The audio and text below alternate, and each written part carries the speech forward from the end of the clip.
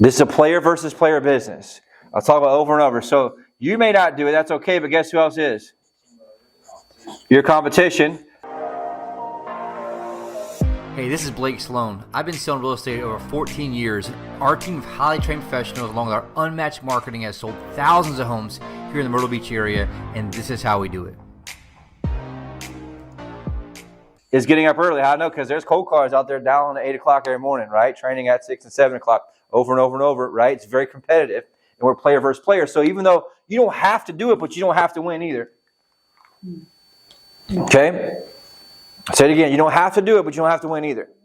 I don't know many people that roll out of bed at 8:30 and win a whole lot consistently.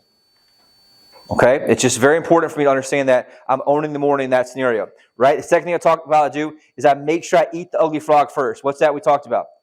There's a book we talked about by Brian. It's free on YouTube. I want you guys to make sure you do. Right? It's the toughest thing you have to do every day. You want to do that first because of just how the mental structure. He'll explain in the book or the audio book for you why that's so important to do first. Anybody listen to it yet? No, definitely do it, right? Free on YouTube. Eat the ugly frog first. Super important there with that. Now, why is it so important for the 15-minute daily preparation meeting I talked about before, right? With the AAA. Have the data and stuff to back this up. So the 15-minute meeting and the Sunday planning, this is what data shows, is that every 1 minute of planning saves 8 minutes of implementation. So 1 minute of planning saves 8 minutes of implementation. What does that mean, you think? So I can invest 1 minute of planning, I get 8 minutes back in terms of execution. Why? I'm prepared and I'm not reactive. And so my time of preparation brings me an 8-to-1 return. Is it worth it? If I can invest $100 and get $800 back, is that worth the investment? Absolutely, right? And so you have to look at your time the same exact way. And again, we're going back to basics. Okay, super important piece here. And so I make sure I'm having that over and over and over, and I'm making sure I'm doing that. So at the end of each day, I'm taking 15 minutes to plan the next day, and every Sunday, I'm doing this planning here, which is important. So Sunday night planning process to plan the week. I mentioned today is more tactical. Right? That's 15 to 30 minutes. But if I know I get an 8-to-1 return, is it worth it? So what am I doing there? What's the first thing I want to do? Is number one, I want to review my 90-day and monthly what? Targets or goals. So what's the biggest reason people don't hit the 90-day goals? They don't look at them, they forget about it. And so if I can build in my schedule, in my calendar, my phone reminder, whatever it is, at same time, same place every day, and every week, I'm reviewing my 90-day goal. All I got to do is do what? Put eyes on it and just read through it. And what am I doing? Reminding myself subconsciously this is what needs to be done. Super simple stuff here, okay? And whatever it is, if you're not doing 90 goals, what your annual goals are. And say, I need to sell 50 homes this year. How many houses have I sold yet? What month am I in? All you got to do is do math. There's a great saying that math works. Right? Look at the numbers of where you're at. Look at where your goals are. You want to understand where you're at. Most people don't look at it. Same reason you don't look on the scale. I mentioned it over and over and over. I'm going through this health course thing I bought. And one of the things they make you do is get on the scale every single day and report the scale to the coach. And it's just very valuable to do. And just one of those things that because you're on top of it. And like I mentioned before, subconsciously, look at the scale every day. What happens to the scale? It goes down. Because you're what? You're aware of it, right? So important. So, second thing here. Number 2 is I schedule my personal commitments. So anything personally needs to be done, gets scheduled in. Like what will that be? Time with your family. Time with your family, right? Most times it's not going to be what? Money time. That's going to be time with my family. I can schedule, make sure events, dinner, whatever it is in that scenario, because obviously that should be number one, but make sure you place that in there where it needs to be. Right? Now, don't confuse that by putting that shit in the middle of the daytime, right? Because that's not going to get you paid. You can do that, but you have people who are playing against you who aren't doing that. You with me on that? So and you got, unfortunately, especially if you got kids, like we're playing a game versus people who don't have kids. And that's tough, right? It's a whole different game changer having kids, but there's people out there who don't have kids who are doing what? Trying to take your business. And so you have to be good at optimizing time so that you can do both. You with me on this? Does that make sense? And so it's important to understand that overall that scenario. 1, 2, 3. Yeah. Next part. I schedule events that can't move.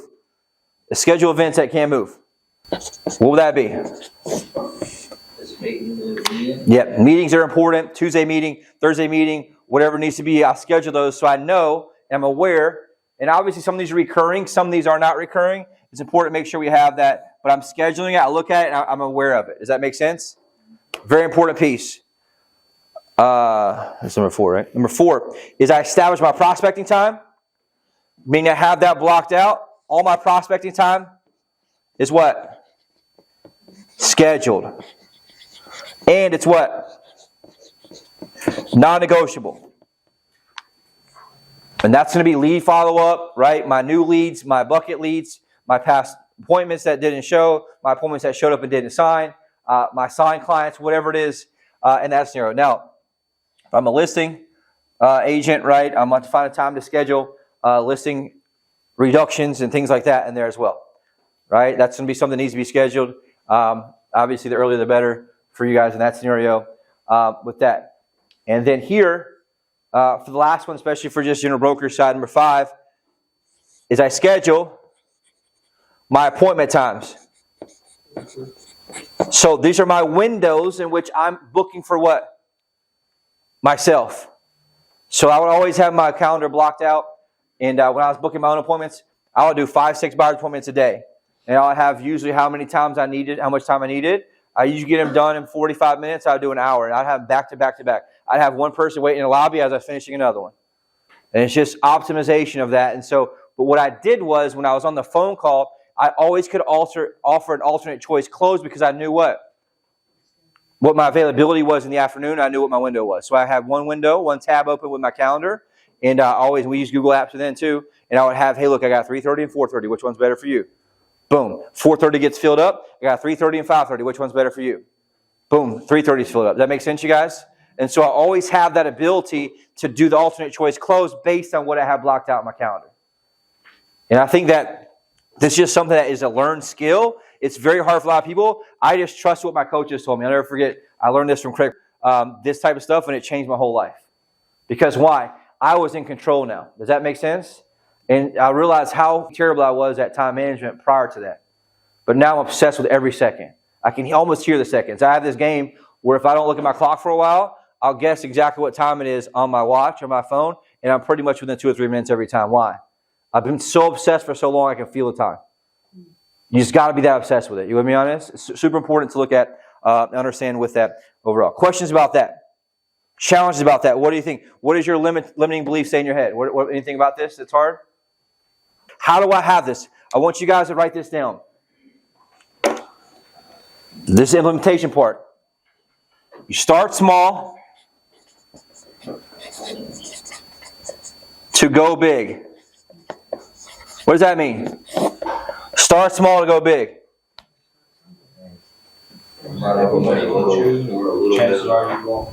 Yes, I want you guys to start with these small things here this week. A few small things. Number 1, I want you to have one goal here. First one, I start with getting up at the same time every day. Now, I mean, and it needs to be early, right? You've been getting up at 7 or 8, right? That's not really the goal, right? You want to make sure, okay, how do I set a goal? What I need, what works for me?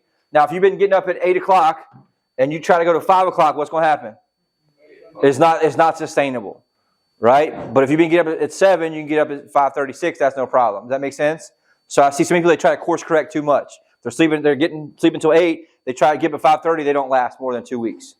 So it needs to be gradual in that scenario. Pick a time that works for you based on what it is. But I'm just telling you, if you get up at 8 o'clock, you're leaving a lot of time on the table. There's people around you that are up at 4:30, 5 o'clock that are competitors at other companies that are getting your people, right? It just is what it is. And so, second thing I need you to do, right? Second part of this start small, win big is I want you to get in the office at the same time every day. Office at the same time. So what does that mean? I made a commitment. I put in my calendar that I'm at the office same exact time every day for X amount of weeks. Some people are doing this really well. Some people are struggling with this, right? So it's important. But if I'm all over the place, that means I'm not owning my morning. I'm not owning my life, right? Life is owning me. If I watch you show up at 8:30 one day and 9:01 the next day, and right, your life is owning you. You're not owning life. You with me on this? It's very important. Like I leave the house at the same exact minute every single day. I have to be out of my house by 8:45 to make the huddle with plenty of time. You notice I'm not late to the huddle pretty much ever, right? Because I'm very disciplined in what the time is. That makes sense in that scenario. Super important. Make sure that at the office, then focus on make sure all my calls and my prospect goal, doesn't be all of my prospect goal, is what?